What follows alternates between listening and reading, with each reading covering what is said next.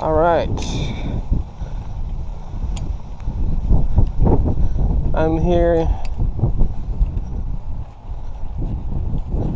in Coeur d'Alene, and gonna do a little fishing here. And this time around, I'm gonna do something a little bit different than I normally do in my videos. I've never done this on a video before, but I'm gonna do it today, so hopefully you don't mind.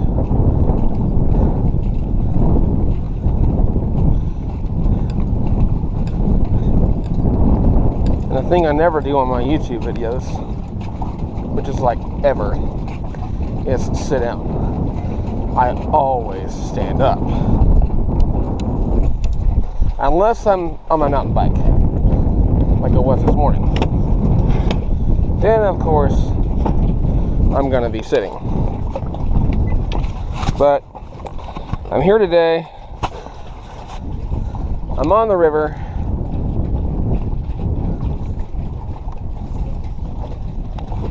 Got me one of my Zoom lures tied on here. I have an entire dock all to myself. No kids jumping in.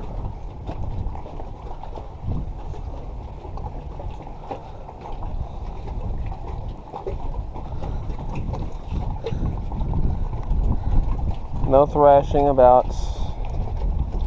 No kids screaming, scaring the fish off.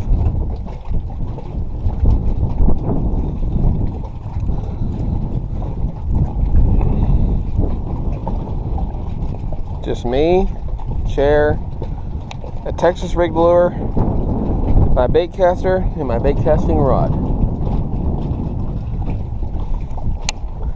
While I'm out here, I might as well do this because I always get asked this question when I'm out fishing, especially when I'm on the dock here, either here or if I'm over on the bridge that you normally see me filming off of, like where I caught my 2 big bass earlier this year. I always get asked, what do I need to go fishing? So my answer to you, keep it simple. You're not John B., you're not Flair, you're not Lunkers TV, you're not Lake Fork Guy, you're not Fluke Master, you're you. You know, keep it simple. Use what you know, use what you're good at, and catch fish with it. I like to think of fishing as like baseball. Always try to find that right pitch that you know is going to get you that strikeout.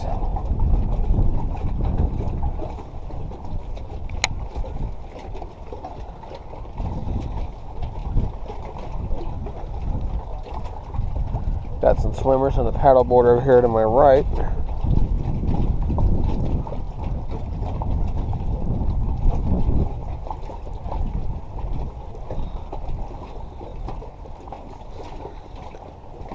That's the noise you hear off to my right. Looks like a father and son swim team. But my main answer, I would say, for someone asking me, what do I need to do to catch fish? I would tell you to keep it simple. You don't need any fancy equipment. You don't need anything that is state-of-the-art, top-of-the-line in order to catch fish. I could take a dinky bait casting reel and a dinky rod and still catch just as many fish as I do with my nice loose speed spool I have here and my Bass Pro rod. You don't need anything fancy to catch fish. I just had a nibble. Fish are playing. So you don't need anything fancy to catch fish. See? You can't right in my face there. This guy. I got a flipping hook on there, and of course I have my heavy tungsten weights right on top of it with a double Palomar knot. So that lure has got plenty of weight on it. It already has a weight on the flipping hook because I bought weighted flipping hooks a year ago.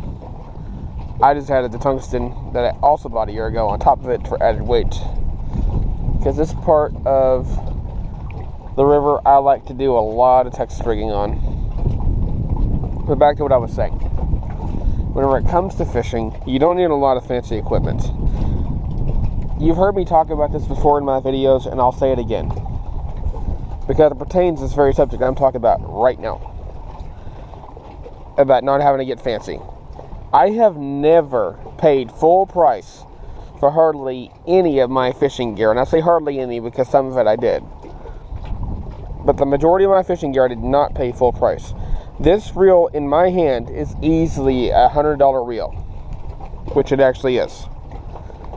I got this reel for 27 bucks in a Walmart clearance rack because somebody didn't want it. Because a lot of people here in Post Falls are trout fishermen, not a lot of bass fishermen in the Post Falls area where I live, mostly for trout. I am a bass fisherman, so I always go after bass fishing equipment. What attracts bass? What type of lure can I use to attract bass? Do I need to use live worms? That kind of thing. But when you look at equipment, I paid 27 bucks for this reel, like I was saying. Reiterate that again. For this rod, my Bass Pro IM8 7-foot bionic blade rod, I paid 35 bucks for it at a pawn shop.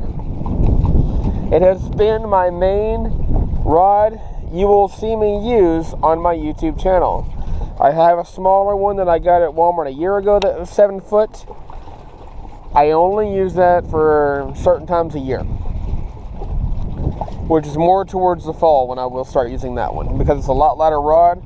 It doesn't have a lot of bone to it, and if I get a real significant hard bite, it's going to snap it because it's too light of a rod. The only rod I've ever paid full price for is my Quantum PT Zebco rod that I make do with for a frog rod for right now. I paid 70 bucks for it, and it was well worth it. I'm very picky about my rods and the action that they have. As far as fishing is concerned, keep it simple. I mean, do a Texas rig like this, which consists of a hook, preferably a weighted hook if you can, tungsten weight like this. They're fairly inexpensive. Even this lure was fairly inexpensive, and it's gotten me fish too, this very lure has. Right now, the type of lure you want to use, what I've been told, is white. Unfortunately, I don't think I own any white lures. I have clear, and that's the closest to white that I can get at this moment in time. I may throw a chatterbait out here. But you don't need any fancy equipment. You don't need to have the latest and greatest Shimano reel, and I'm not knocking Shimano, so don't hear me saying that. Don't need the latest and greatest Luz, Abu Garcia. Don't need the latest and greatest any of that. Just keep it simple. And if you can afford, say, a 13 fishing Concept A bass fishing bait casting reel, go for it. Do it. But stay within your means. I've had to learn this as a fisherman, to stay within my means, because my fishing has really hit in my family's finances over the years. So I've had to be budgeted on what fishing gear I can get, what fishing gear I can't get. I've been quite lucky though in my fishing gear. You see me use my crankbait rod, which I don't have with me today. That's back at home. You see me use my crankbait rod, my big black and yellow one, that I refer to as Big Ugly Yellow. I got Big Ugly Yellow back earlier this spring. I got Big Ugly Yellow for 30 bucks. A $90 rod that I got for 30 bucks at Walmart. I got it on clearance because I was in a part of town where they don't know what they had. They don't know the value of certain fishing gear, obviously. While I was there, I picked up an Abu Garcia Pro Max 3 bait casting reel. Now, that one I paid full price for, but I got it on discount because my wife had a gift card, so it slashed the price of, instead of paying 70 bucks, I only paid 30 bucks. So in a way, I got it for cheap. Another way, I paid full price for it. So my wife's gift card slashed the price then I paid out of pocket for the rest of it.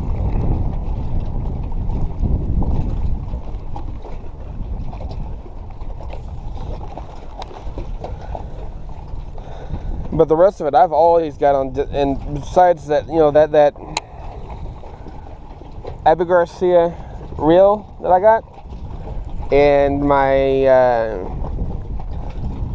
Quantum PT Zebco rod that I'm using for bait casting rod for my frog fishing, I have never paid full price for the rest of my fishing gear that I own in a long time. The only other exception would be my bigger spinning reel I never use. I never use that thing. I've got a really nice loose reel I bought earlier past February that I put on it. Now that one I did pay $35 for. Normally a $50 reel. I also got that one for cheap. So I've been getting all this expensive stuff for pretty cheap for most of it. Very little of it have I paid full price for. The last thing I paid full price for, a really nice spinning reel, was my Fluger one that I got for $70 back in 2013, at the beginning of it. Very beginning of 2013, I bought me a Fluger spinning rod and reel. And it's been one of the best I ever had. That reel's no longer all that good anymore, so I don't really use it anymore.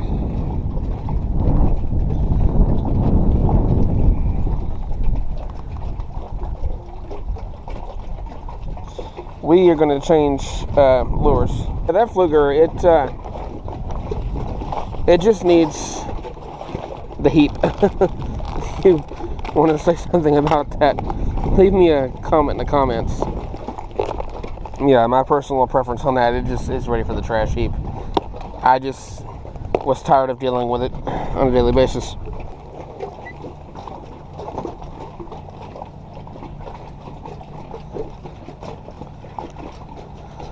Alright, gotta mind this hook with my fingers here. You never know what that bass is gonna come down the pike it's gonna do to that. It could probably thrash the living crap out of it. The closest I get to white is right around the color like this. It isn't exactly true white, but it'll do.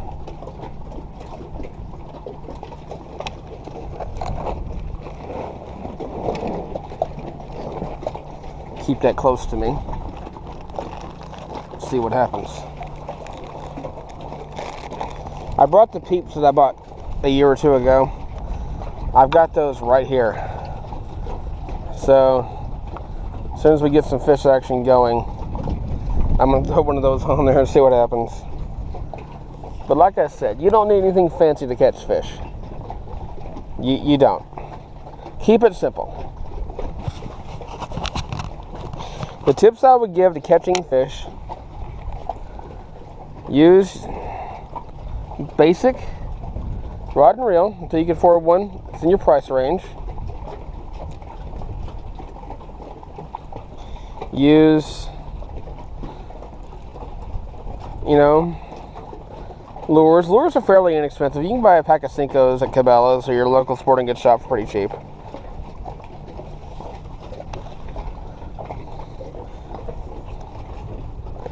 Use Z-hogs, use brush hogs, use flapping hogs.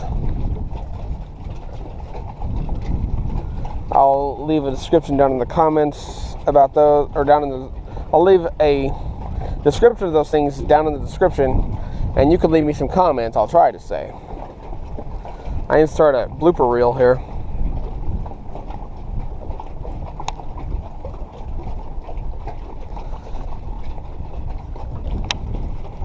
But yeah, keep it simple. Don't do anything fancy.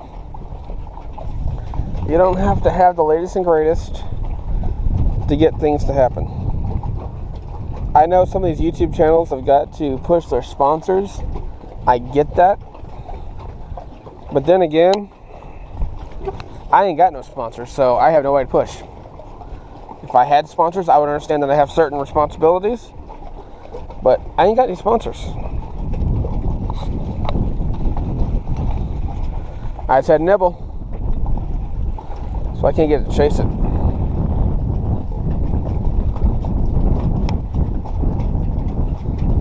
Something's feeling playful.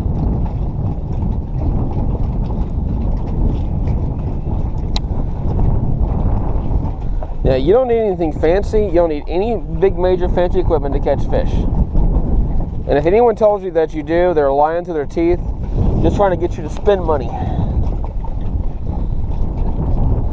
Now, the equipment that I use for fishing, these are not latest and greatest stuff. They may look like it, but they're really not. I mean, they're really cool to use, and I do love them. I do love this rod. This is my favorite bass fishing rod to use.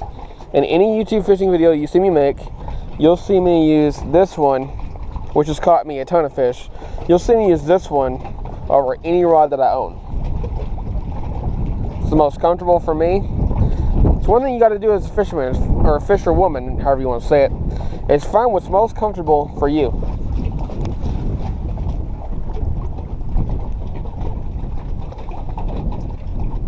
You know, this Mark Rose loose speed spool 711 gear action I'm using, which is really, really nice.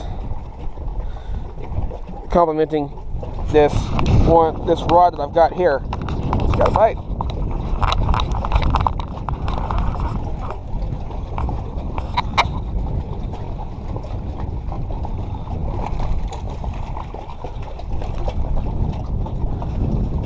Yes, baby.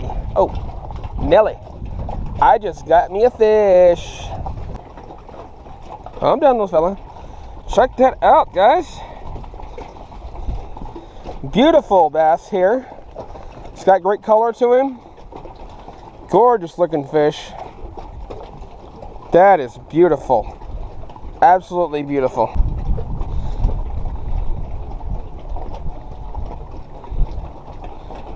Absolutely beautiful. Give me a little picture of this guy here.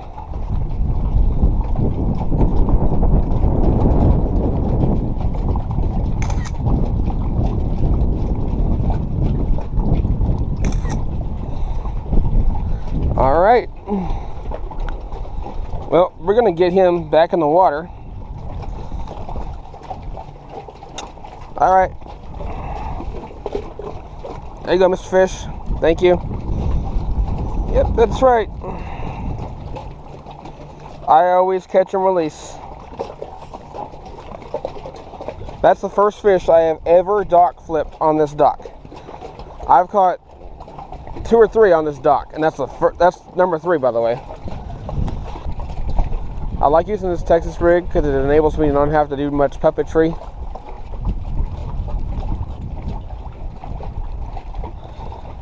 My main thing that I'm doing to catch this fish is going slow. You know, whenever I get excited and I'm anticipating a catch, that's when I stop catching entirely anything. Because for one, I'm getting overconfident. For two, I'm just like overthinking everything, which I do already. When you overthink things, that's when you're just about to get yourself in trouble. It's kind of nice. Get that catch last Saturday at Lake Coeur d'Alene, and then get the catch today here on Thursday at the Spokane River. So it's kind of cool. Your aim with using these plastic lures is to make them look like a dying bait fish. And right now the hot ticket, from what I understand, I talked to one of my favorite bass fishing buddies last night. He gave me a tip, and I used it, which was use white, which I did today. And I've already got my first fish of the day, which is a very decent sized bass. And I will take it. One thing I get tired of seeing is some of these fishing videos where, oh, I gotta catch giant bass or I'm not a good fisherman. Wrong.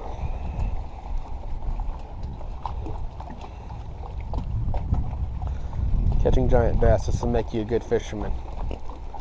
Being a good fisherman is being able to catch any kind of fish and being happy with it. That's being a good fisherman. Being a bass fisherman is not something I do to look cool. It's not something I do that copies somebody else. I just go out and fish and try to be me. But I would tell young people starting your YouTube channel for the very first time, or even older folk, a little bit older than young people, or even older folk. You know, whenever you start your YouTube channel, find a topic, find a subject that suits you. I don't care if it's a variety of outdoorsy things like I do, between hiking, fishing, swimming, mountain biking, that kind of thing. Or if you're crocheting or whatever your genre is, find what you love. Find a topic that you like. Don't copy anybody else. Don't try to reiterate what somebody else has said. Especially you fishing YouTubers like me, as I also am a fishing YouTuber. Don't watch videos like the Guggen Squad makes and try to be the Guggen Squad. Don't do that. That's dumb. And I say that's dumb because John B, AP Bassin, you know, Alex Perrick, Andrew Flair, Rob over at Lunkers, you know, Justin over at Lake Fork Guy. They worked hard to get where they're at.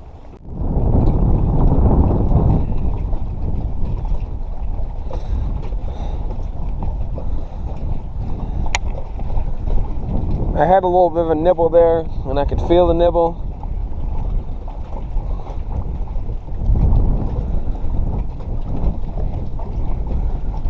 The unfortunate thing with fishing is sometimes we as fishermen get what's called buck fever. As soon as that first fish nibbles, we don't even give it time to bite. We are already trying to set the hook. I, for one, am very guilty of that because I always get fishing. Whatever the fishing equivalent to buck fever is, that's kind of what I get. For those of you who don't know what actual buck fever is whenever you're out hunting with your rifle or your shotgun and you shoot the first thing you see. That's buck fever. I don't want buck fever.